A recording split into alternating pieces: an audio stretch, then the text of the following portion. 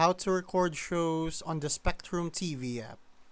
I'm going to show you how to record shows on the Spectrum TV app.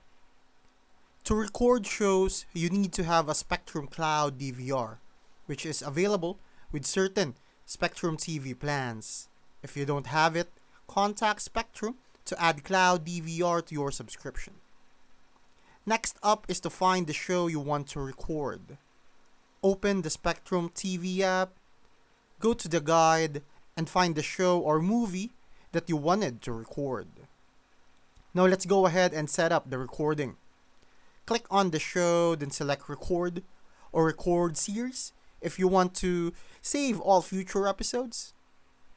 Next step is to watch your recording.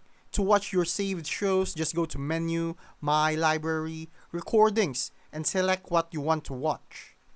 And that's pretty much it. That's how you can easily record and watch your TV shows on the Spectrum TV app.